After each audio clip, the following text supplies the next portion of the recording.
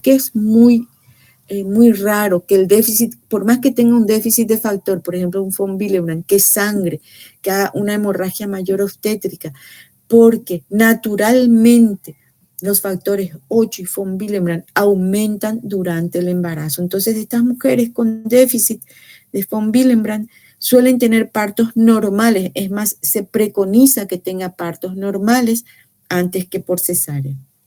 Y luego preguntar los antecedentes patológicos familiares con trastorno de coagulación, enfermedad de von Willebrand. Me ha tocado que después ya descubrimos un von Willebrand post-amidalectomía, y la mamá cuenta después, contó que bueno, que sí, su tía luego también, había sido que en la familia ya había esto, pero nos tocó descubrir en postoperatorio ya cuando la niña tuvo que necesitar de transfusiones, ¿verdad? Esto es otra vez el mSToPS, que está adaptado a Beonom, que fue la persona que pensó, y el mSToPS es por hematoma, hemorragia, menorragia, cirugía, por extracción dental, antecedentes obstétricos y de familia.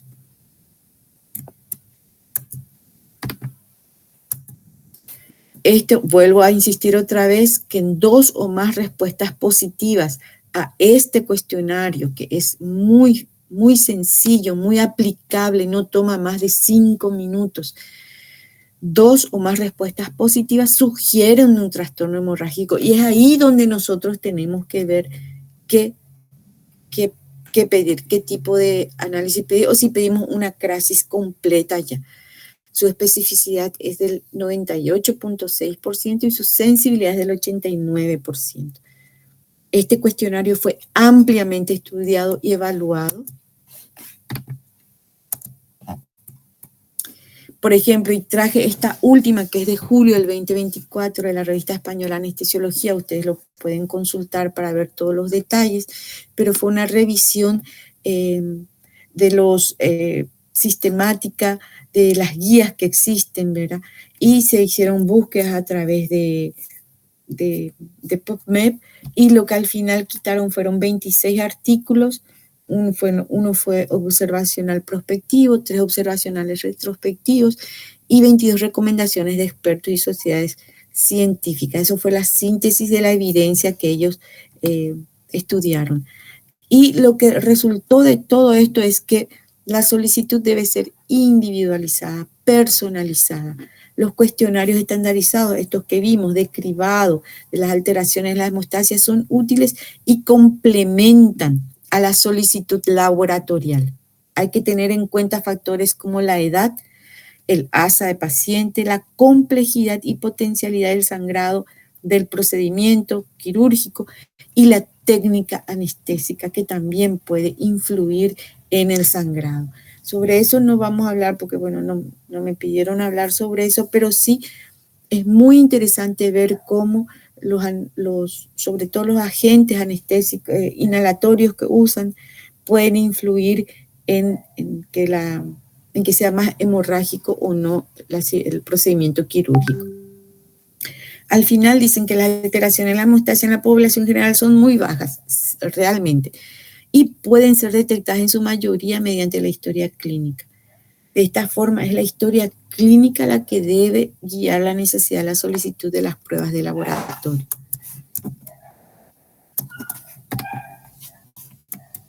Y la conclusión fue que las pruebas de hemostasia preoperatorias no deben solicitarse de forma indiscriminada a todo paciente, sino que cuando existan dudas que surjan de la historia clínica del mSToPS aplicado correctamente. Y también lo que decía, pues, una revista de anestesiología, hay que ver ASA, hay que ver el procedimiento, hay que ver la técnica de anestesia que van a usar para luego pedir.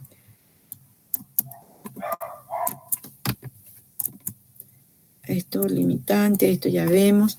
Bueno, otra pregunta que tenemos que hacer son los sangrados excesivos durante el embarazo, el parto.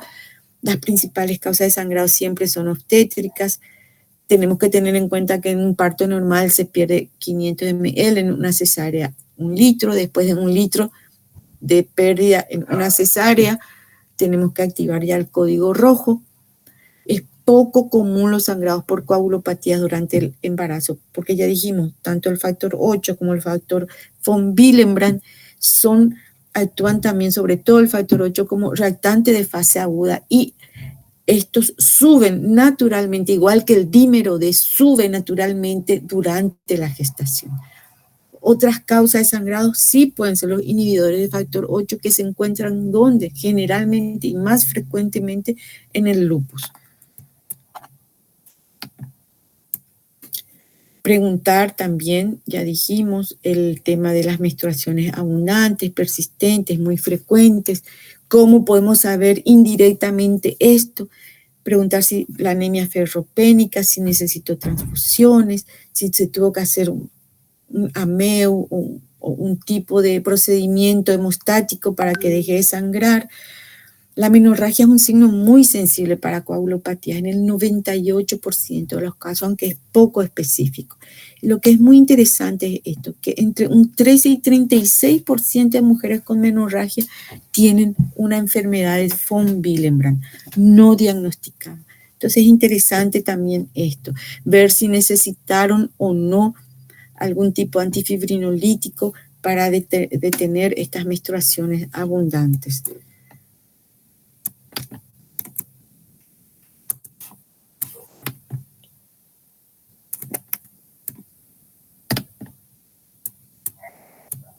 Bueno, también hay que ver si hay sangrados importantes después de heridas menores, si hay presencia de petequias o púrpuras. Hay que ver si estas equimosis o hematomas se forman con pequeños golpes.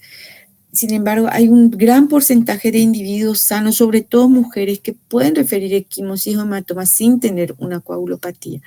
También puede ser secundaria a una trombocitopenia, una trombocitopatía o una enfermedad de von Willebrand. La epistaxis que no ceden fácilmente, que no esté asociada a traumatismo y que necesita tratamientos médicos para parar, ¿verdad? El 27% de estos pacientes pueden tener von Willebrand. Preguntar si hay hematomas, hemartrosis de forma espontánea o con traumatismos menores. Hay que estudiar las alteraciones de la hemostasia secundaria, los factores de coagulación. Generalmente la hemofilia, von Willebrand, hemofilia A o B. Hay dehiscencia de heridas quirúrgicas o hay pobre cicatrización, aunque no haya habido hemorragia. Hay que estudiar las disfibrogénemias, deficiencia del factor 13. Se dieron cuenta que el factor 13, su deficiencia no produce hemorragia, pero sí produce otros problemas que tienen que ver con la pobre cicatrización. Hay que preguntar si hay familiares con antecedentes de sangrado, porque hasta un 30% de casos de hemofilia son mutaciones a novo, es decir, puedes tener no un antecedente familiar de sangrado, pero sí vos tener esa mutación, ser la primera persona en la familia que tenga la mutación. Entonces, un problema médico conocido, patologías previas, ver si hay un síndrome antifosfolipídico, aunque raramente el síndrome antifosfolipídico es más bien trombogénico, pero no así cuando hay un anticuerpo antitrombina o una trombocitopenia que acompañe. Ver si hay falla renal, una falla hepática, amiloidosis, una mala absorción intestinal, una celiaquía nos puede llevar a una deficiencia de factores vitamina K dependientes porque no hay absorción. También los medicamentos que usan, no solamente ver estos medicamentos, aspirina, los anticoagulantes de acción directa, heparinas o que sabemos que, bueno, tienen una acción directa, sino también ver si no está tomando algún remedio naturista o alternativo, porque muchos de estos tienen funciones anticoagulantes y antiagregantes. También la toma crónica de antibióticos afecta la absorción de vitamina K, de antibióticos sobre todo de amplio espectro. Las grandes cantidades de vitamina E y C también se asociaron a sangrado. Y sobre los remedios naturistas, este señor Bradley hizo un estudio muy interesante, una narrativa, una revisión realmente de los remedios naturales. y vemos que hay cosas que nosotros usamos aquí, el ajo, el ginger, también usamos el ginseng, la raíz de San Juan, que se usa como un antidepresivo leve.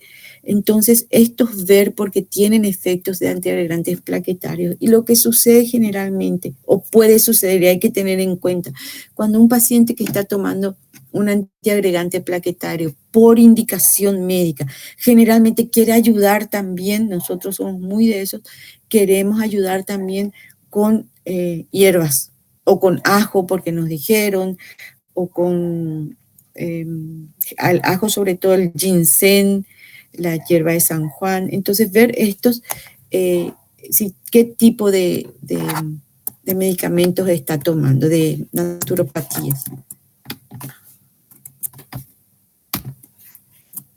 También en el examen físico, ver si hay petequias, si hay aranillas vasculares, si hay hemartrosis, y ver, esto me pareció interesante, por eso les puse aquí las características del sangrado y qué alteración podemos estar buscando. Por ejemplo, si los lugares principales anatómicos de hemorragia son mucocutáneas, boca, nariz, gastrointestinal, tracto urinario o menorragia, pensar siempre en la hemostasia primaria, es decir, en las plaquetas. Hay disminución de plaquetas o alteración en la función plaquetaria, plaquetas en números normales, pero no funcionan bien. En los factores si hay déficit de factores de coagulación, factores plasmáticos o presencia de inhibidores, generalmente las hemorragias son en tejidos profundos, músculos, articulaciones o tejido blando, se forman hematomas, hemartrosis, hematomas. Las petequias, si son petequias, son frecuentes en las trombocitopenias o alteración de la función plaquetaria y son poco frecuentes en la deficiencia de factores o de presencia de inhibidores. Las equimosis, si hay trombocitopenia, si hay alteración en la función plaquetaria, generalmente son pequeñas y son superficiales, sin embargo pueden ser grandes equimosis cuando hay deficiencia de factores. El sangrado excesivo después de heridas menores generalmente es por trombocitopenia, porque es la función primaria plaquetaria la que está con problemas. Y el sangrado abundante con cirugías o procedimientos invasivos es inmediato si hay una trombocitopenia o alteración de la función plaquetaria y suele ser generalmente durante el procedimiento o sangrado tardío postquirúrgico cuando hay deficiencia de factores o presencia de inhibidores. También hacer atención que hay enfermedades que no tienen alteración de la hemostasia, pero que tienen petequias o arañitas, por ejemplo la enfermedad de Cushing, que se forma en equimosis, pero por la enfermedad aún ante el mínimo trauma. Entonces ahí hay que ver también las enfermedades o patologías acompañantes. Ahora, ¿qué estudios deben ser solicitados? Ya dijimos que en los años 70 y a principios de los 80 del siglo pasado siempre se tenía que hacer TP, TTPA, plaquetas, previo a cada intervención quirúrgica y hasta hoy día sigue eso. Vemos otra vez acá un recuerdo de qué factores miden cada uno de esos, de esa analítica, de esas pruebas, y vemos ahora qué factores, esto es lo interesante, nos mide el tiempo de protrombina. El tiempo de protrombina nos va a medir siempre el factor 7, 10, 5, 2 y fibrinógeno. Pueden haber deficiencias moderadas o severas y se utiliza para monitorizar CID, hepatopatías y uso de cumarínicos.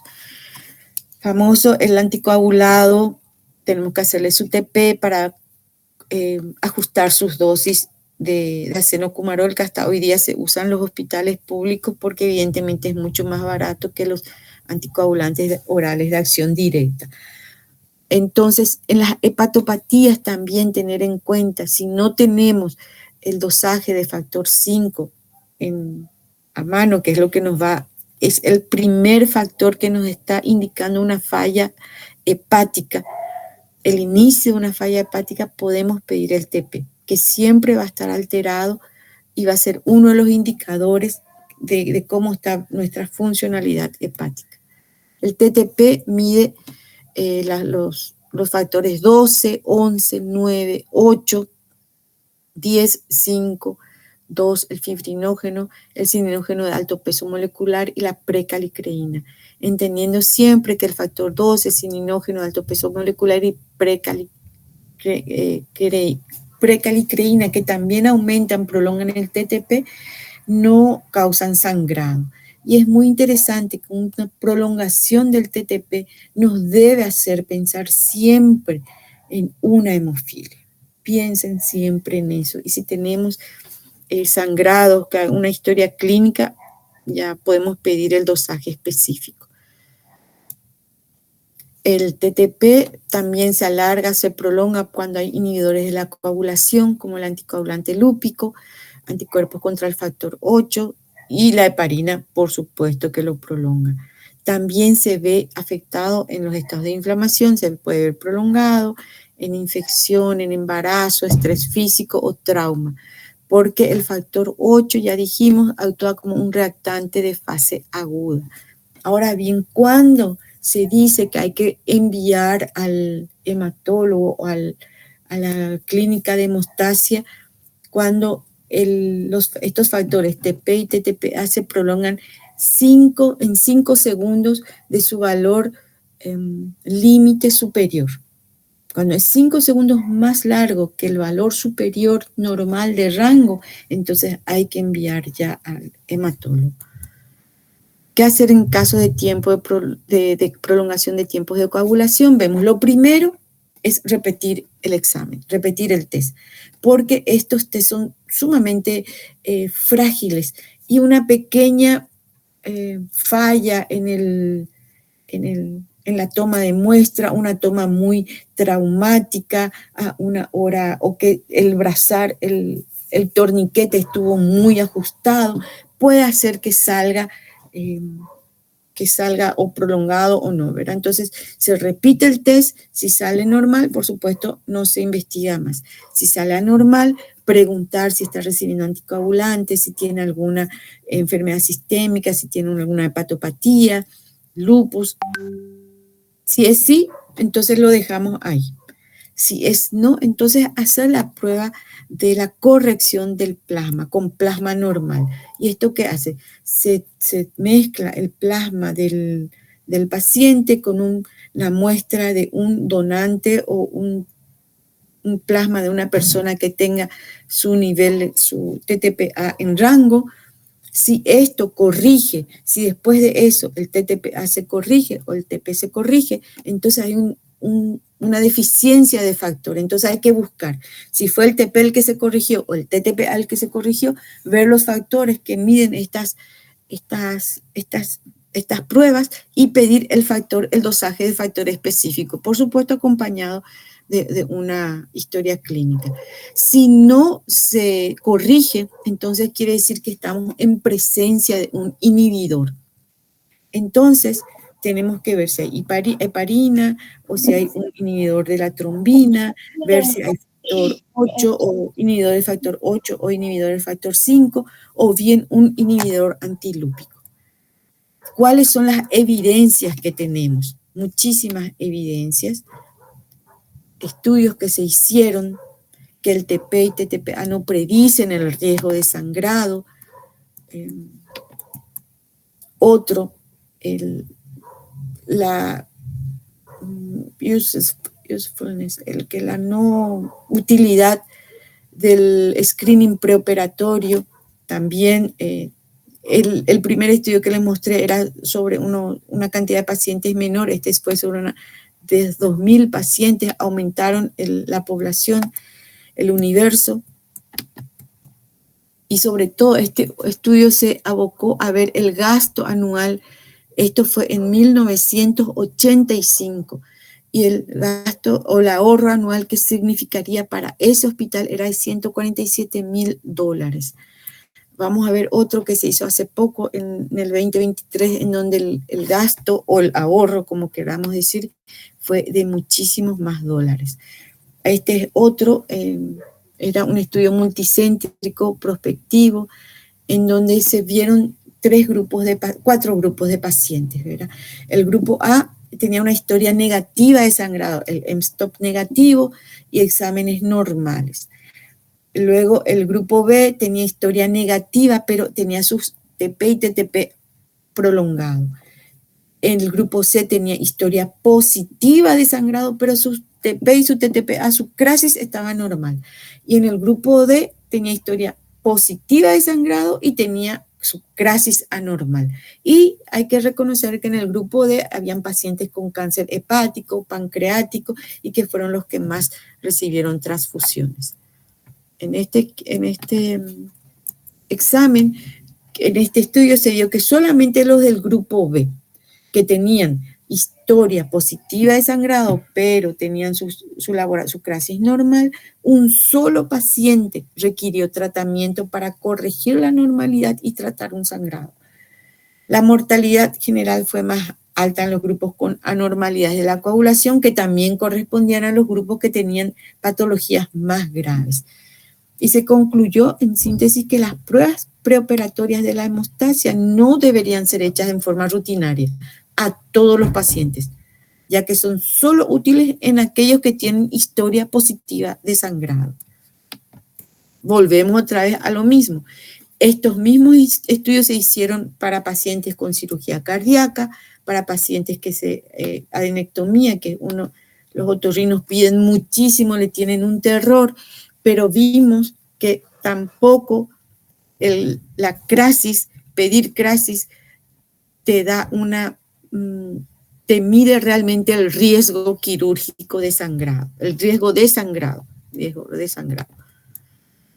También en cáncer ginecológicos, el perfil de coagulación no predice el riesgo de complicaciones hemorrágicas.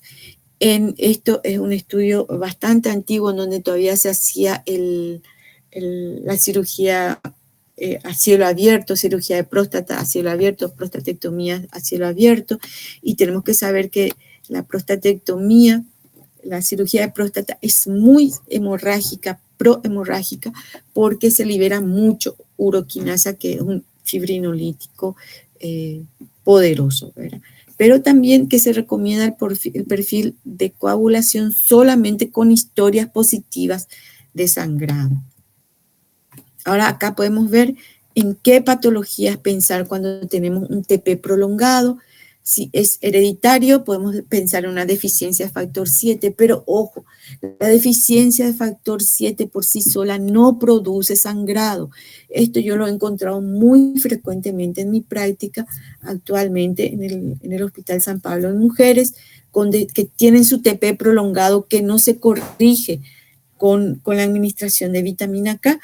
Entonces le hacemos el dosaje de factor 7 y tienen una deficiencia que no siempre es interesante, que no siempre es grave, generalmente es moderada o leve y por ende no produce sangrado.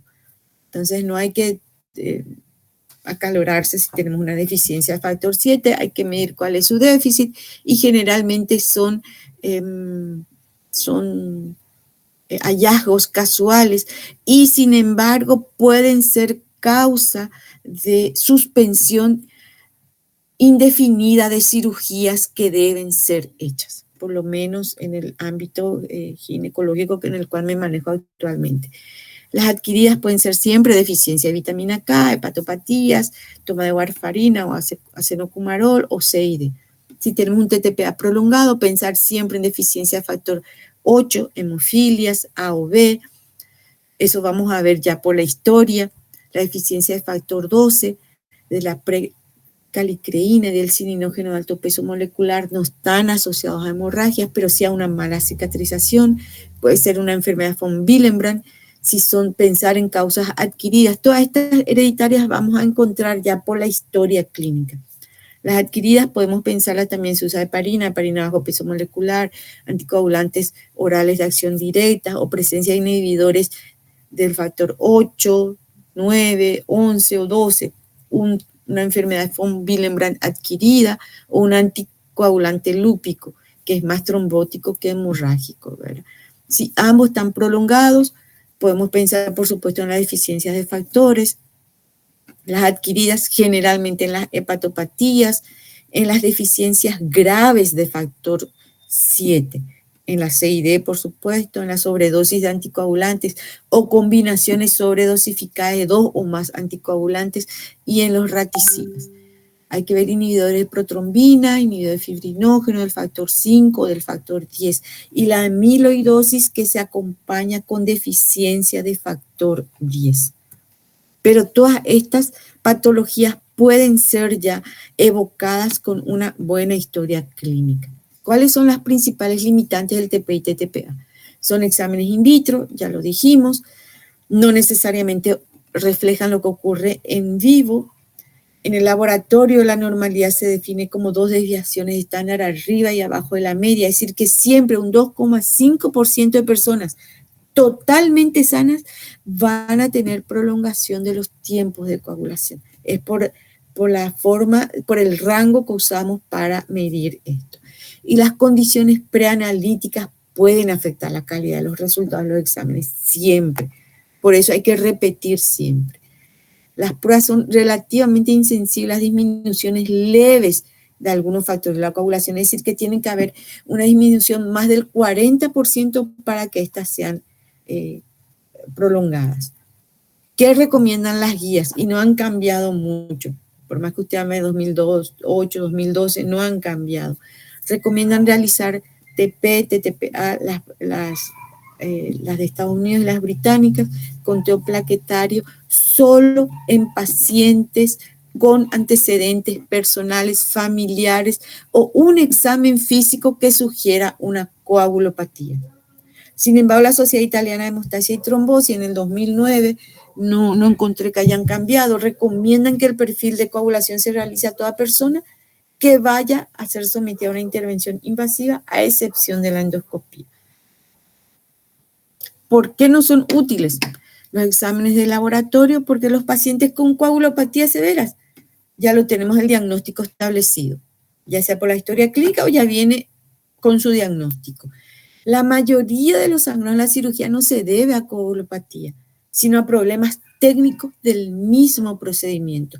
Si no se soluciona a tiempo, va a pasar a ser una coagulopatía, es lo que pasa con el código rojo.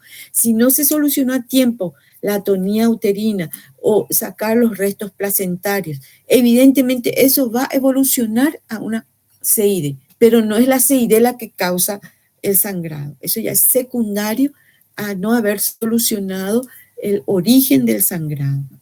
Los tiempos de coagulación fueron diseñados para estudio de los pacientes con sangrado, no para individuos sanos. Y lo que nosotros queremos hacer es un screening preoperatorio en pacientes que no tengan historia clínica, antecedentes personales de déficit de factores. Y la cirugía ocasiona cambios dinámicos en la hemostasia. Por eso, ante un sangrado en un procedimiento quirúrgico, es mucho mejor tener a mano un tromboelastógrafo, ya sea un Rotem, un TEC o la marca que sea, y hacer en ese momento y nos da un diagnóstico preciso de qué es lo que está fallando en el paciente. Inclusive puede ser una acidosis que está causando un sangrado excesivo. Este es el estudio y les traje especialmente porque este es en pacientes de cirugía neurológica, porque es el que más miedo le tenemos, que sangre, queremos que todo esté perfecto. Está ahí, esto lo traje, todos los estudios que se hicieron, la discusión, los resultados, y básicamente lo que dice es, se hicieron en 11.800 pacientes, hicieron el análisis por una regresión logística multivariable en donde vieron las transfusiones de glóbulos rojos intra y postoperatorio, el regreso al quirófano, mortalidad a los 30 días, la capacidad de las pruebas hemostáticas y la historia del paciente para predecir el riesgo hemorrágico, y se realizaron análisis de sensibilidad utilizando subgrupos de pacientes por procedimiento, así que hubo también grupos control. ¿Y cuáles fueron los resultados? La mayoría de los pacientes tenían las 3 pruebas hemostáticas, pero pocos tenían alguno de los resultados de interés. Las pruebas de detección se asociaron significativamente con la transfusión de glóbulos rojos intraoperatorio, al regreso quirófano y la mortalidad, y el INR anormal se asoció con la transfusión de glóbulos rojos postoperatorio. Sin embargo, todas las pruebas tuvieron una sensibilidad baja, igual que la especificidad del recuento de plaquetas. Fíjense, vamos a hablar sobre plaquetas y neurocirugía también. Y la asociación entre la historia del paciente y cada resultado fue aproximadamente la misma en todas las pruebas, con mayor sensibilidad pero menor especificidad. Y la combinación de pruebas anormales con la historia representó el 50% de la mortalidad y el 33% de cada uno de los otros resultados. ¿Cuál es la conclusión de todo esto? Este es el primer estudio que evalúa el cribado de hemostasia preoperatoria en comparación con la historia del paciente. Es una gran muestra multicéntrica en pacientes neuroquirúrgicos para predecir los resultados relacionados con la hemostasia. Y la historia fue tan predictiva como las pruebas de laboratorio para todos los resultados y tuvo mayor sensibilidad la historia. El cribado laboratorio de rutina parece tener una utilidad limitada y la prueba limitada a los pacientes neuroquirúrgicos con una historia positiva ahorraría aproximadamente $81.942 al año en pacientes neuroquirúrgicos. Es decir, que estamos desperdiciando una gran cantidad de recursos que no tenemos en algo pudiendo hacerlo más fácil haciendo una historia dirigida para ver el riesgo hemorrágico del paciente. Y ahora vemos esto de las plaquetas, rápidamente les traje cuáles son los umbrales de plaquetas típicos que se utilizan para algunos procedimientos más comunes, y vemos que la cirugía ocular o neurocirugía no cambió nada, siempre 100.000 plaquetas. La mayoría de las cirugías mayores pueden funcionar bien con 50.000 plaquetas, los procedimientos endoscópicos terapéuticos con 50.000 plaquetas, los diagnósticos inclusive con 20.000 plaquetas están bien, la broncoscopía con lavado broncoalveolar entre 20.000 y 30.000 plaquetas, colocación de vía central 20.000 plaquetas, hay veces que tienen 50.000 o 60.000 plaquetas y nos piden transfusión de plaquetas antes de poner una vía central. Una punción lumbar se puede hacer con entre 10.000 y 20.000 plaquetas si hay malignidad hematológica, pero si no hay malignidad hematológica se puede hacer con un umbral de 40 o 50.000 plaquetas. La anestesia peridural es de 80.000 plaquetas y la aspiración biopsia de médula ósea 20.000 plaquetas. Por supuesto, estos ya son pacientes oncohematológicos que no vamos a lograr una mejoría. Pero esto me pareció muy interesante. Los antiagregantes plaquetarios, la recuperación de la integridad hemostática, cuando tenemos que suspender la aspirina 3 días, el clopidogrel 5 días, prasugrel 7 días, ticagrelor 5 días, para tener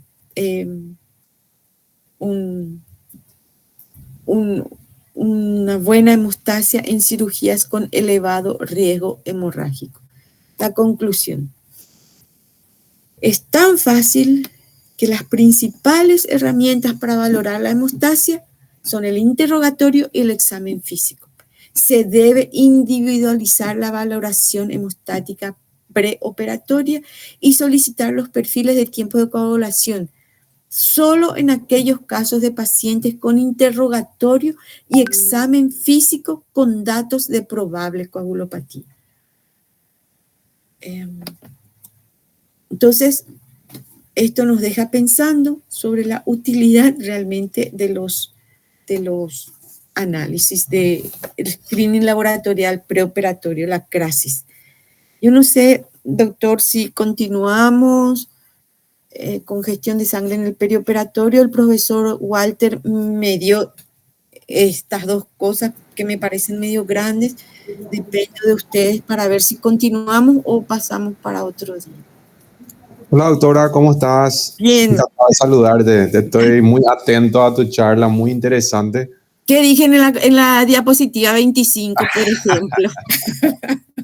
No, vos sabés que un comentario, yo creo que para pausar un poquitito y después Sí, podemos continuar, si te sí, parece. sí, no sé cómo salir de mi stop sharing ahí.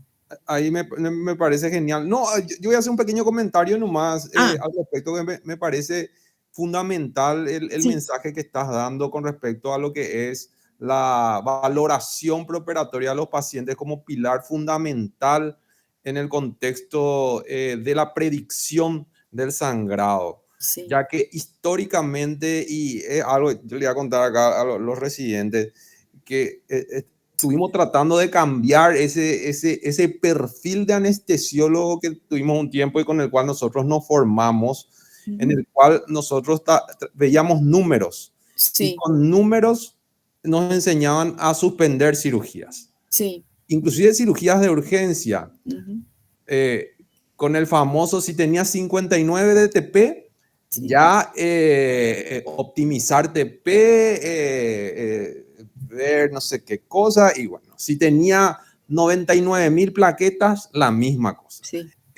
Y esas cosas justamente hacen de que un médico no tenga una solvencia evidentemente en su manejo y no sea respetado. Total. Por eso es muy importante y fue una lucha mía en estos años, quitar esa imagen de perfil suspendólogo del anestesiólogo, Sí, suspendólogo sin criterio, sí. o utilizando criterios agarrados de los pelos, como esto que te estoy diciendo, ¿verdad? Claro, claro. Sin Donde evidencia científica. claro, donde uno se encuentra y uno de por ahí cae en este jueguito Ujú. y alguien que entiende ve, escucha y te dice, a la pucha, este no entiende nada, ¿verdad? Claro. Entonces, a eso tenemos que apuntar, por eso es muy importante, esto es la base justamente, comprender todo lo que es la fisiología y el impacto y lo importante que es en este contexto la evaluación preoperatoria. Sí. Nada más, eso quería agregar al respecto, doctora. Excelente, porque esto de la hemostasia, como hablabas de las suspensiones de cirugía por TP un poco bajos, prolongados, ¿verdad? O bajos en porcentaje y prolongados en tiempo. O plaquetas con unos niveles que no tenemos una evidencia científica para decir, bueno, no puedo hacer por esto. Y sin embargo, tenemos mucha evidencia para decir, sí puedes hacerlo. Porque ustedes, duele decirlo, pero hay que decirlo, son los mayores transfusólogos, se puede decir transfusionistas del planeta, Sí, no solamente aquí, porque ¿cómo es lo primero? Y hasta hoy día sigo peleando por eso, TP prolongado, plasma. Se me paran los pelos. Qué sé yo, como decía, para colocar una vía central, tiene 50.000 plaquetas en UTI también, no, hay que hacerle transfusión de plaquetas antes. Y tenemos evidencia científica comprobada que nos va que nos respalda de poder hacer el procedimiento. Ahora yo siempre les pregunto a la gente, ¿tenés manos? ¿Sabes hacerlo? ¿Vas a hacer o lo haces ecoguiado? Porque si vas a empezar a probar, evidentemente tenés que tener 450.000 plaquetas para que hacer, si vas a empezar probando. Pero si tenés la técnica, tenés la mano, eso también es un sesgo que tenemos que entender en nuestros hospitales. Pero sí me parece excelente que inclusive estuve en una discusión hace poco, pero con en una webinar de cirujanos mexicanos realmente con hematología y decían ellos, esto podemos aplicarlo, el tema esto del screening, no hacer más el screening laboratorial, sino aplicar el mSTOP. Y dice, pero nos da miedo, decía otro, ¿verdad? Tengo miedo, pero acá tenés una evidencia del 2024, no del 85 cuando se empezó a pensar. sí, totalmente. Ahora, en julio, tenés esta evidencia, tenés evidencia en neurocirugía, que es el otro cuco que tenemos, y Sí. con razón, ¿verdad? Y bueno, pero está. Ahora vamos a ver la gestión de la sangre en el perioperatorio, entonces, si les parece. Dale, perfecto. Ok. Bueno, Antes que nada les quiero decir que el Paraguay tiene un protocolo de seguridad transfusional que salió en el 2018, que tienen que tenerlo. Hay un PDF, realmente esto se hizo porque de protocolo de seguridad transfusional, pero enfocado a un poco a todo el margen legal que está detrás de una transfusión sanguínea. Es muy importante porque la transfusión sanguínea es la única especialidad o el único acto médico que está legislado. Es decir, no hay una legislación que te diga tenés que hacer una cirugía es decir, por ley de la nación, estoy hablando, no es ni por código sanitario, por ley de la nación. Hay una ley que te dice cómo hacer las transfusiones sanguíneas. No las indicaciones, esas son médicas, sino cómo hacer, cómo administrar el componente sanguíneo.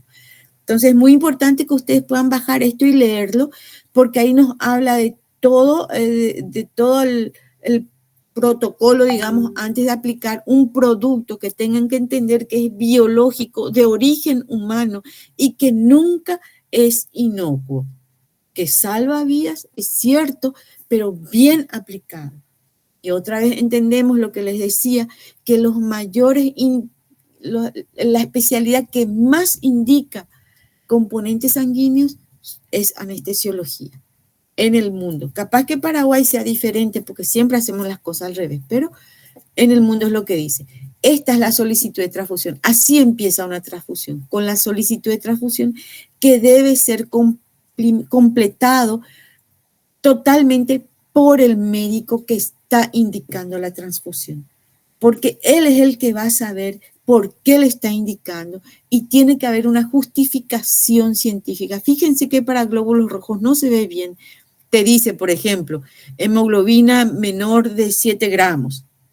Ahí ya te está diciendo que si es mayor de 8, está entre 8 y 9, vos tenés que justificar en la última casilla por qué le estás transfundiendo. Puede ser porque sea un prematuro, puede ser que tenga una insuficiencia, una cardiopatía. Es decir, claro que hay razones científicas justificadas para transfundir en pacientes hemodinámicamente estables que tengan hemoglobina superior a 7.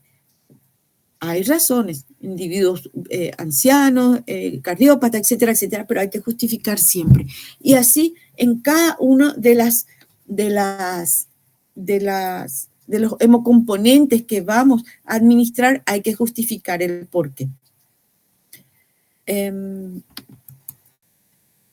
Hay un listado de verificación para la transfusión segura de hemocomponentes que tiene que estar, esto es manejado por las enfermeras, deberían manejar con cada transfusión y ponerlo en la historia clínica, porque son los actos previos que garantizan la seguridad transfusional. Recuerden que la mayor causa de mortalidad inmediata que rodea al acto transfusional sigue siendo la incompatibilidad ABO por error de paciente.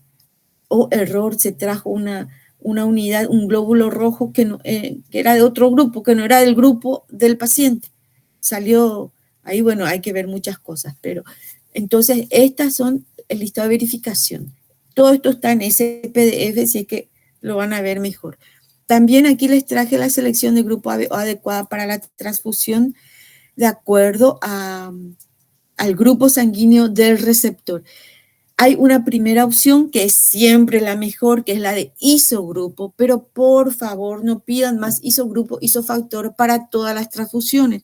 Un paciente que tenga AB puede recibir cualquier cosa, no cualquier cosa, sino de cualquier grupo sanguíneo, glóbulos rojos de cualquier grupo sanguíneo. Entonces, no hace falta que pongan isogrupo, ustedes deben hacer compatibles. Siempre la primera opción será isogrupo, pero la compatibilidad también tienen que aprender y ver también en los productos de plasma o no celulares, ¿verdad? Crioprecipitados o plasma. Entonces, vemos también, según el RH, y las pautas para la infusión de hemocomponente. ¿En cuánto tiempo? ¿Verdad? puede ser entre 2 a 4 horas, siempre en pacientes estables. Nosotros estamos hablando de pacientes estables, no en quirófano. O bueno, en quirófano que estén estables también puede ser, pero pacientes estables. Cuando hay hemorragias o sangrado masivo, entramos en otro ámbito. La velocidad de la infusión por goteos también es importante anotar eso, del plasma, del concentrado de plaquetas, el crioprecipitado, en cuánto tiempo tiene que ir.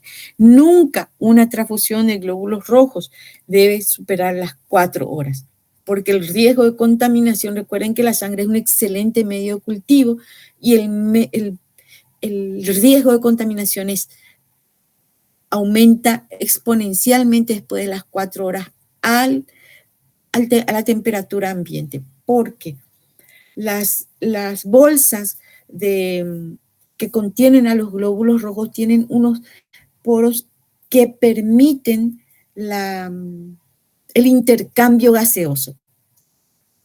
Y esto hay un riesgo que en la sala haya virus no tiene que ver por bacterias, algo así, o el manoseo mismo, y puede contaminarse de esa manera, o también ser por vía retrógrada, es decir, que la piel que no esté bien limpia y se haya hecho la punción, y de ahí suban los estáfilos o de la piel, etcétera, y por vía ascendente vayan hasta la bolsa. Y la sangre es lo que más les gusta a los bichos.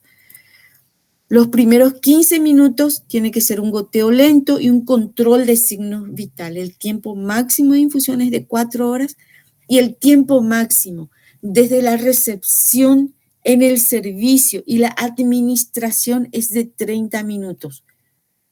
Si va a pasar esos 30 minutos, si pasaron esos 30 minutos, sobre todo estoy hablando en las terapias, por ejemplo, o en los servicios, o mismo en quirófano, viene la sangre y está allí y no se usó, después de 6 horas se devuelve a banco de sangre. Devuelvan a banco de sangre porque esa unidad tiene que ser destruida. Ya pasó la garantía de que eso puede ser usado, de la cadena de frío, como le decimos nosotros. Bueno, esto es lo mismo, otra vez, la administración de componentes. Ahí. Esto es en la anemia hemorrágica aguda, cómo hacemos la estimación clínica del volumen de la hemorragia y la indicación de la transfusión de hematíes. Aquí voy a poner esto. Entonces vemos nosotros la escala de shock, que esto es conocido, ¿verdad? También la proporción de la volemia perdida y a partir de qué volemia vamos a empezar a hacer y los valores de hemoglobina y hematocrito, los signos de hipoxia tisular, los factores de riesgo cardiovascular y si la hemorragia está activa o es inminente o ya fue controlada, ¿verdad? Entonces, este es algo que me pareció interesante en un contexto quirúrgico, cuándo, en qué momento decidir hacer sangre, hacer concentrados globulares. O de hematíes. Esto es un poco para conocer y tener un vocabulario acorde, porque los españoles son los que le llaman hemoderivados a los hemocomponentes. Los hemoderivados son los medicamentos, albúmina, globulina, factores de coagulación que son industrializados, que proceden del plasma humano, de origen humano, pero que tienen un tratamiento farmacológico en la industria.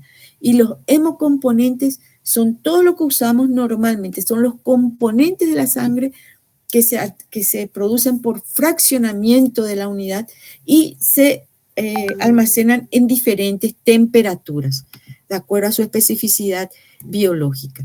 Vemos que ahí tenemos una heladera de banco de sangre donde se almacenan los glóbulos rojos.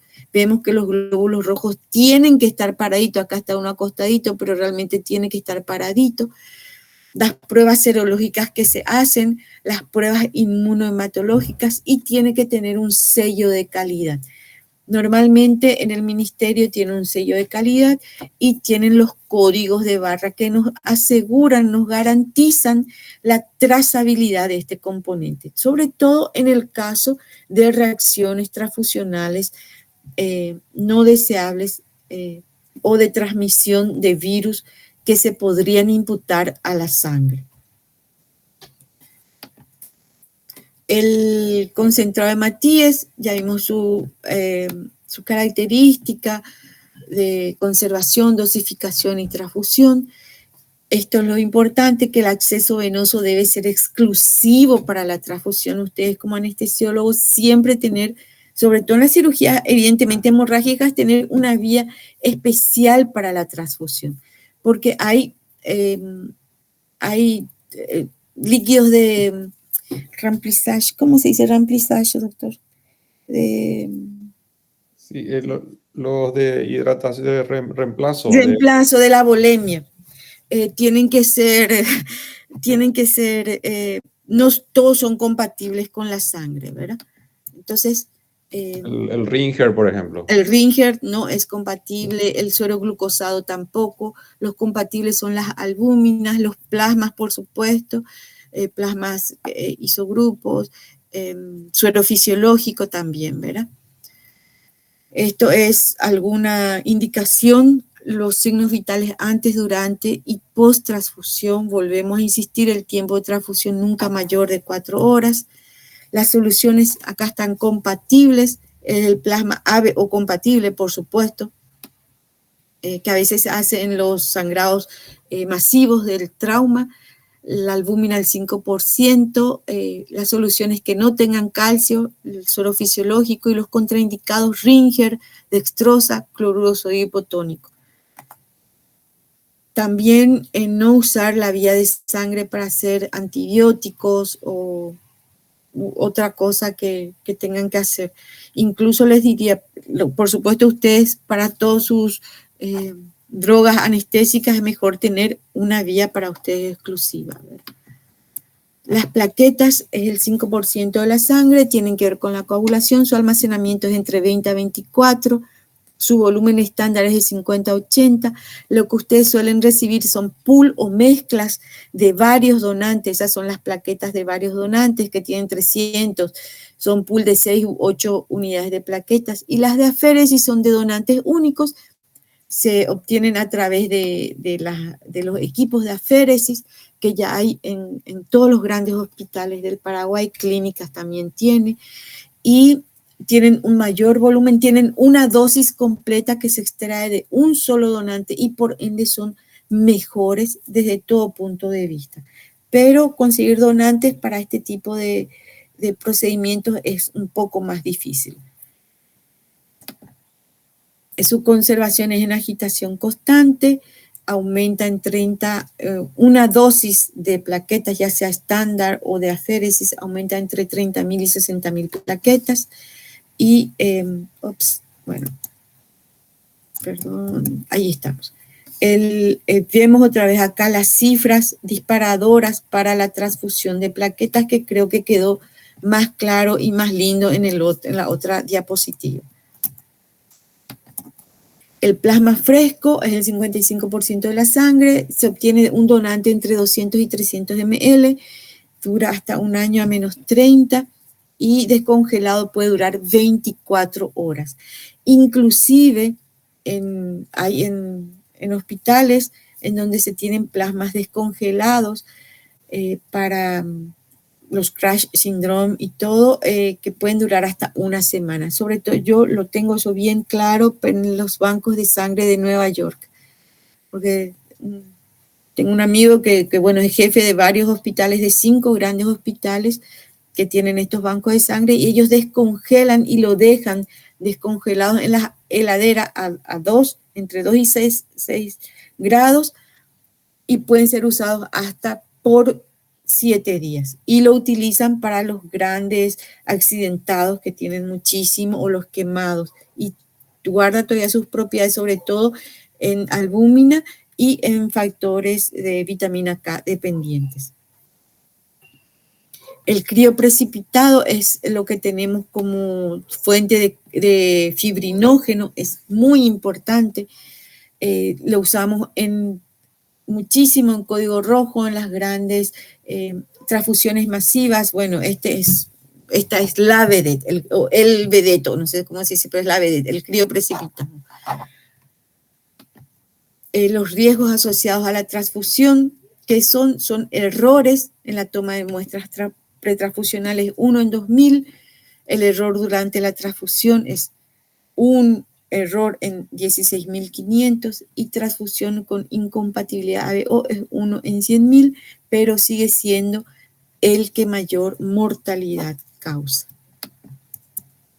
¿Qué es la reacción adversa a la transfusión? Es una respuesta indeseada imprevista que puede ser durante o después de la transfusión, hasta 24 horas después. Las que vamos a estudiar ahora pueden ser hasta meses y años en el caso de transmisión de virus, pero que no vamos a tratar.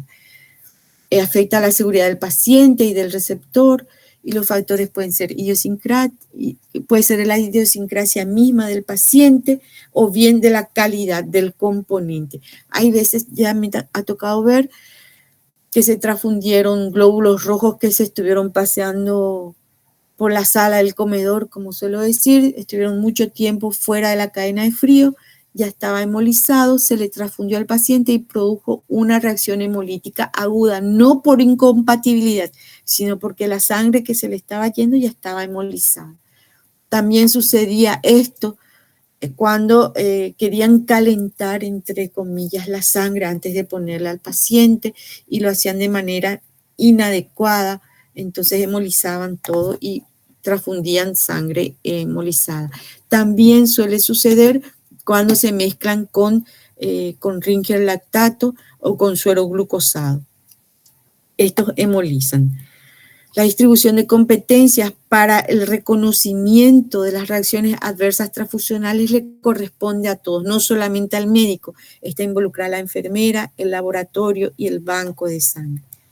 La responsabilidad médica cuando hay una reacción adversa transfusional es: ¿hacía falta realmente esa transfusión? ¿Era necesario transfundir? Allí empezamos. Si la transfusión no era necesaria y se produjo, o había una alternativa a eso, por ejemplo, en vez de hacerle vitamina K, se le hizo plasma y hizo trali. Es decir, vas mal, chico, vas re mal, porque no usaste vitamina K. La paciente terminó en terapia con trali por una deficiencia leve, moderada de vitamina K, con un TP prolongado, y le hiciste plasma, y bueno, vas mal, chico. Ahí realmente en la indicación empieza la responsabilidad médica. Determinar la urgencia, esto es muy importante porque a mayor urgencia o emergencia, los controles de compatibilidad en los laboratorios de banco de sangre son menores, porque se prioriza, por supuesto, la vida. Entonces, pueden suceder más errores ahí. Explicar el procedimiento al paciente y se tiene que firmar el consentimiento informado por ley. Y esto debe quedar en la historia clínica del paciente. Porque si sucede algo, una reacción adversa, y había necesidad de la transfusión, se hizo en tiempo oportuno, pero el paciente resulta que no dio su consentimiento o no firmó el consentimiento y justo hizo un shock anafiláctico porque tenía una deficiencia de IgA, el paciente que no conocía, y se le fue un producto, glóbulos rojos, pero que tiene un poco de plasma, y bueno, se nos hizo eso, y él puede decir, yo no firmé el consentimiento. Entonces, firmar siempre. Solicitar la orden del hemocomponente y con un control post-transfusional, autorizar el inicio, la vigilancia de la transfusión, firmar el registro, el control de la transfusión que se hizo y que terminó y que no hubo evento adverso, responder ante cualquier reacción adversa y evaluar por clínica y laboratorio el beneficio de la transfusión, es decir, el control post-transfusional.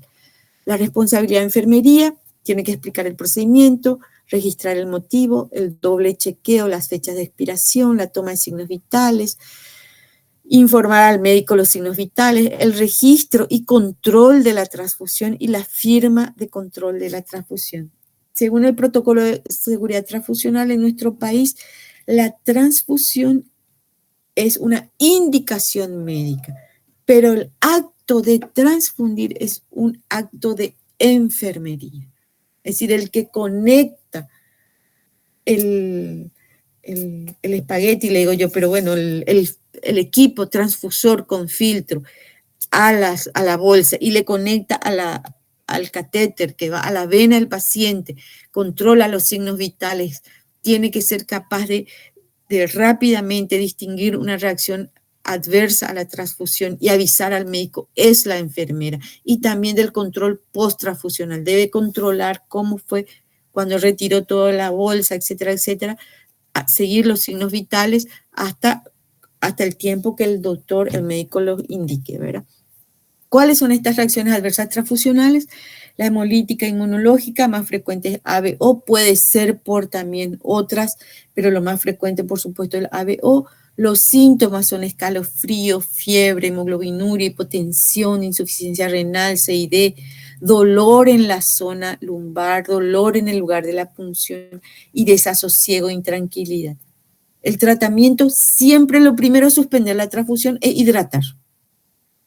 Forzar la diuresis, si es posible usar furosemida. Si no aparece en 2 o 3 horas la diuresis, sospechar una necrosis tubular renal aguda y administrar analgésicos porque duele. La hemólisis que se produce intravascular duele. Entonces hay que administrar analgésicos. Una reacción febril no hemolítica es la más frecuente y se ve con anticuerpos del receptor contra los antígenos HLA. Hay que suspender la transfusión, aplicar antipiréticos. La reacción alérgica, urticaria o anafilaxia son contra antígenos del plasma del donante, hay urticaria, edemas, mareos, síntomas de anafilaxia, aplicar antihistamínicos, corticoides, a veces adrenalina, oxigenoterapia. Siempre, por supuesto, suspender la transfusión. La sobrecarga circulatoria es la más frecuente de las reacciones adversas a la transfusión actualmente. Y es la hipervolemia a consecuencia de la transfusión. Y nos produce un síndrome respiratorio agudo, hay trastornos respiratorios, tos, taquicardia, aumento de la presión arterial, cefalea. Por supuesto, hay que suspender la transfusión, hay que hacer oxigenoterapia, hay que administrar diuréticos y corticoides.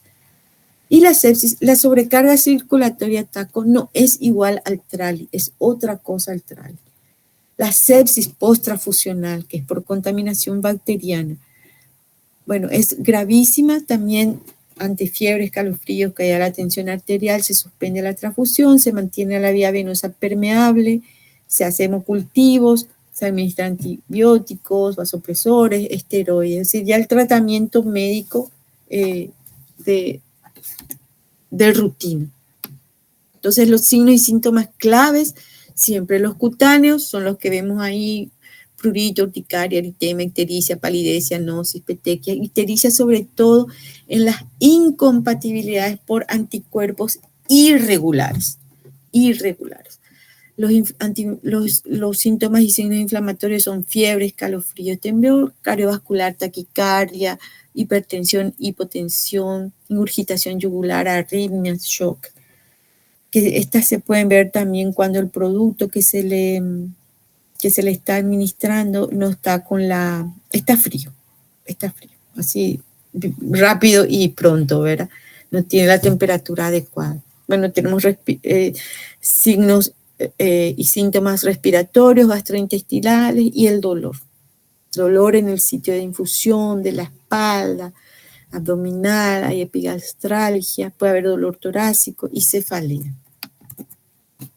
Esto es otra vez de nuestro protocolo de seguridad transfusional. Todas las reacciones transfusionales o eventos transfusionales, le llamamos, tienen que ser notificadas y hay un formulario que tiene que ver con que la llena el médico que vio eso, avisado por la enfermera, por supuesto, anota todo eso. Y detrás está lo que hace el banco de sangre o el servicio de sangre hospitalario. Todos los estudios que tiene que hacer para ver si la causa de ese evento que sucedió durante la transfusión se debe a la sangre o a otra patología o a la patología propia del paciente. Puede ser que, bueno, el paciente estaba luego séptico y, bueno, no es por la sangre, es por la condición patológica del paciente. Y es obligatorio notificar las reacciones transfusionales para su estudio resolución y sobre todo prevención.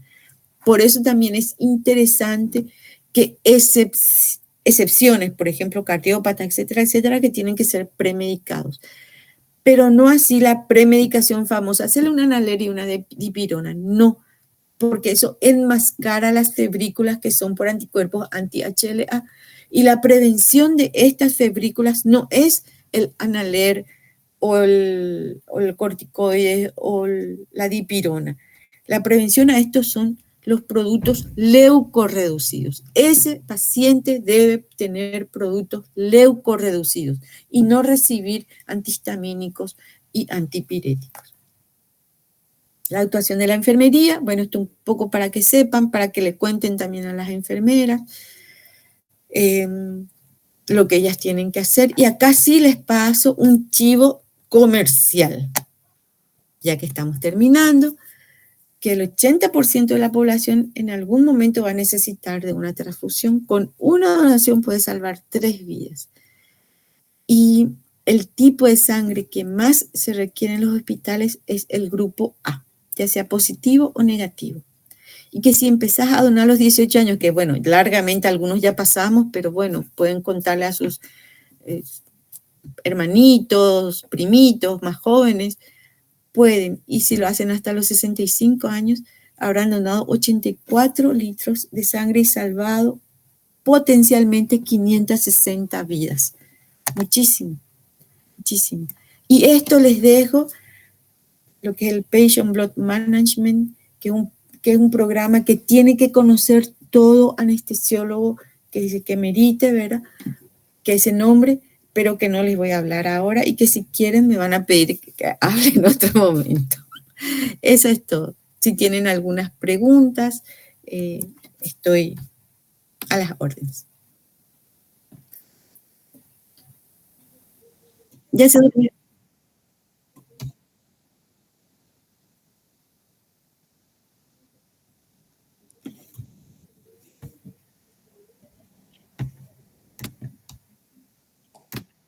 Sí, le quería recalcar justamente algo que me olvidé, que dijo la doctora Lili, muy importante, que es en caso de alteración de un análisis laboratorial, lo primero es pedir un nuevo análisis Sí. por los múltiples factores que pueden alterar la sensibilidad de dicho estudio. Entonces, eso justamente quise subrayar nuevamente también. Se me quedó también el tema de que somos los que transfundimos con mayor frecuencia, eso es cierto. Y muchas veces también orientados por esa, ¿cómo decirle? Esa escuela donde el cirujano generalmente le indicaba al anestesiólogo qué hacer. Vamos a ver que hay muchos todavía cirujanos antiguos que ellos como profilaxis ya quieren que se le pase sangre, cosa que hoy vemos todo lo deletérea que puede ser en el contexto mínimo y los riesgos que puede producir al paciente. Así como dijo la doctora, una transfusión tiene que realizarse cuando esté indicada y para eso hay parámetros establecidos ya que tienen sus riesgos. Yo le quería preguntar a la doctora, ya que quedó en el tintero, de modo a hacerle un pase para que ella meta el gol. Centro, cabeceo y gol. El impacto de la temperatura justamente en lo que es el sangrado en el intraoperatorio, la temperatura del paciente. ¿Y por qué sería? Porque yo hoy en día todavía veo que cómo le cuesta al anestesiólogo ponerle el termómetro al paciente. Tenemos generalmente monitores multiparamétricos y el termómetro está colgado ahí como un adorno generalmente. Y en cirugías de gran porte, muchas veces. Capaz que piensen que es un micrófono, ¿viste? Que es así tipo, bueno, pero pongamos que piensan que es micrófono y todo eso, ¿verdad? Que le están grabando. No, haciendo, sabemos que 1 grado de hipotermia, digamos, de que baja de los 36 grados, las plaquetas dejan de funcionar en un 30%. La temperatura del paciente es sumamente importante para los factores de coagulación. Las plaquetas son sumamente sensibles y con la disminución de apenas 1 grado, ellas ya se vuelven loquitas y ya no funcionan. Así también los otros factores de coagulación son muy termosensibles. Entonces, de ahí el interés de que el paciente se mantenga a la temperatura más fisiológica posible y que también los líquidos que reciba, porque le podemos poner, no sé, calentadores, el colchoncito este que calienta, pero si le mandamos líquidos fríos, eso va a actuar negativamente en la formación del coágulo. Se van a formar coágulos, pero no van a ser fuertes. Van a ser estos coágulos de la hemostasia primaria, después se van a disgregar. Y eso es muy, muy feo, es decir, es muy grave, porque incluso con eso se puede cerrar, el cirujano puede cerrar y después sangra. Y sangró porque el paciente estaba frío y el coágulo, el primer coágulo blando que le hicimos nosotros, se disgregó por falta de funcionalidad de las plaquetas, no por trombopenia, no fue la cantidad, sino la funcionalidad. Y si las plaquetas fallan, el resto de los factores de coagulación no vienen al sitio donde deben agregarse para formar el coágulo fuerte, firme. Perfecto, muchas gracias, doctora. Eso vemos mucho, profe, es decir, está dentro de cuando hacemos transfusión masiva, es decir, cuando hablamos de eso, ¿verdad? Es muy interesante cómo no se habla más de la famosa triada Virchow, sino ya era ahora un pentágono realmente ya de cosas que influyen en la hemostasia. Es un tema sumamente interesante. Bueno, a mí me interesa, me da gusto, ¿verdad? Pero es interesante. No, totalmente. Y lo que vino a dar también el tromboelastógrafo, ¿verdad? Sí. En estas cirugías de gran porte con transfusiones masivas, que es nuestro GPS hoy en día, ¿verdad? Que yo sueño con que algún día tengamos nosotros mayor disponibilidad del mismo en todos nuestros centros quirúrgicos, ¿verdad? Eso va a ayudar bastante. Vos sabés que, doctor, ahí, profe, en el San Pablo tenemos un tromboelastógrafo y no sabes lo lindo que es trabajar con eso ahora, excepto dos anestesiólogos que no quieren saber nada y siguen con su antigua, con eso de transfundir plasma, pero hoy día todos no hacen nada sin pasar antes y es muy fácil porque llaman, ¿verdad? Y entonces ya viene el personal con el tubito, lleva y en 10 minutos le dicen, bueno, haces crío, haces esto, no hagas nada, haces rojo, a veces piensan que tienen que hacer algún tipo de, y no, ácido tranexámico, bueno, ahora tenemos también, tenemos el Octaplex, sí, el complejo, y el fibrinógeno que nos llegó ahora, ¿verdad? Así que qué bueno. Estamos así medio chuchis por ahora, nos creemos todo, ¿verdad? Top están ahí, ¿eh? Sí, pero yo creo que el ROTEM nos ayudó muchísimo porque empezaron a ver realmente los resultados y es una belleza, es súper lindo. Qué genial. Vamos a ver si podemos también implementar en algún momento en todos nuestros centros, sí. No sé si hay alguna otra duda, Javi. Yo tengo una pregunta, profe. La doctora Greta, adelante, doctora. Sí, ¿qué tal? Doctora, una consulta. Viste que a veces nosotros, por ejemplo, en quirófano, sobre todo las transfusiones son de urgencia, ¿verdad? Y cuando solicitamos, por ejemplo, un volumen de sangre, ya viene, o sea, viene descongelado, pero frío, ¿verdad? Mi duda es, ¿cuál es la forma más correcta y hasta qué temperatura hablamos o no de una hemólisis, ¿verdad? ¿Cómo es la forma más correcta? Porque en realidad lo que sabemos hacer es acercar a un suerito tibio, pero no sé si esa es la forma ideal o hay otra forma ideal, digamos, de pasar el volumen y a qué temperatura. La forma ideal, por supuesto, es con el equipo de calentador de sangre, ¿verdad? Que es una plancha en donde con la serpentina, tiene una serpentina el conector pasa por una serpentina y eso está a 37 grados, controladísimo, ¿verdad? Yo no sé si tienen en clínicas, se había pensado comprarlo en la época en que se hacían los trasplantes hepáticos, pero no sé si cuajó o no, eso yo no sé más.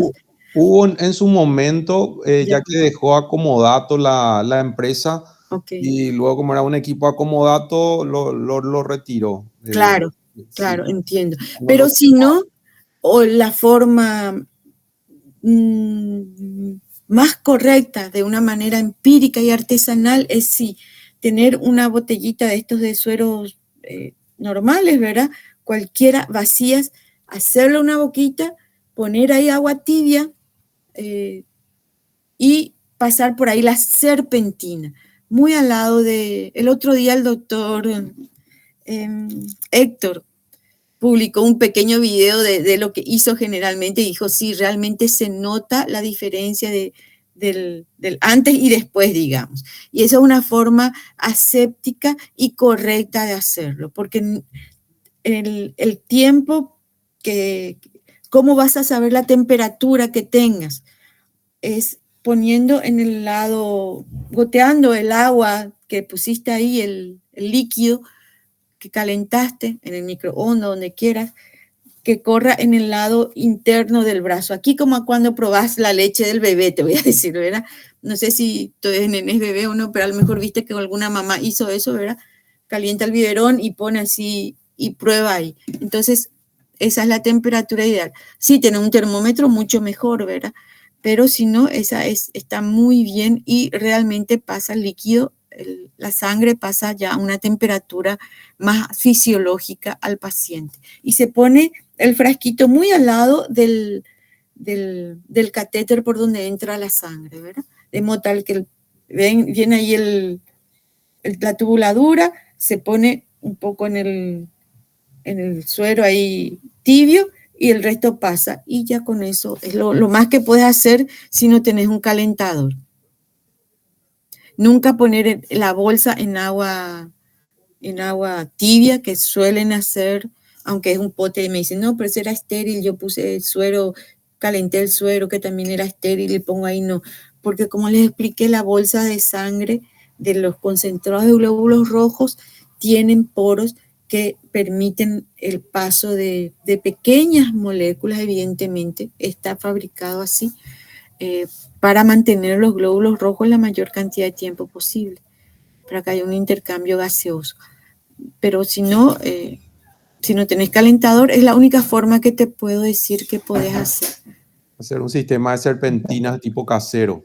Exactamente, serpentinas tipo casero. Sí, Espagueti le llamo yo, pero serpentina es más técnico. Sí, Entiendo. Ok, gracias, doctora. no por nada. totalmente. Y también subrayo, doctora, el tema de que dijiste, quiero subrayar para los que nos escucharon, una única vía para la administración de la sangre. No eso de colocar en I, que se va con las drogas anestésicas, con otros productos. Sí. Tiene que tener un paso único, sin influencia de otras soluciones. Y en lo posible, vía periférica.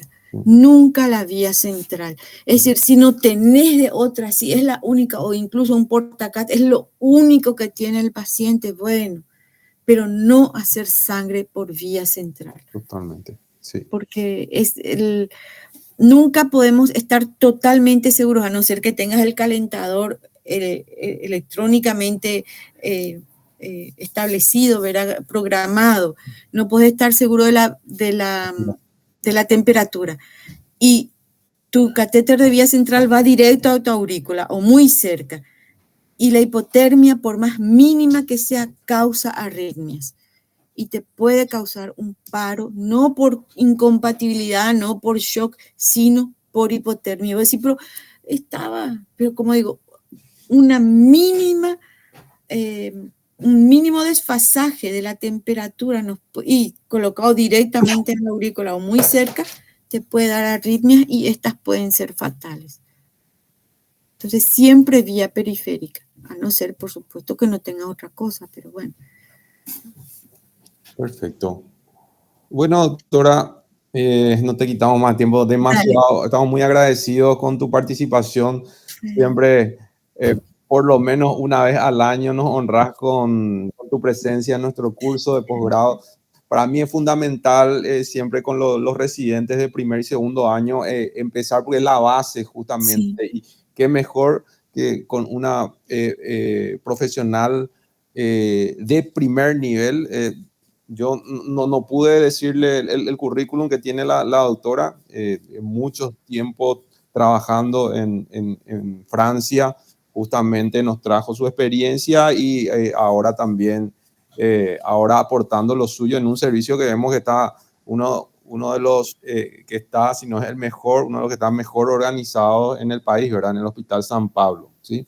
Entonces...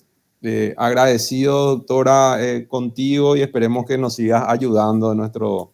A las órdenes, profe, ya sabes, a las órdenes. Dale. Gracias, doctora. Ok, chaucito, chao. Hasta luego.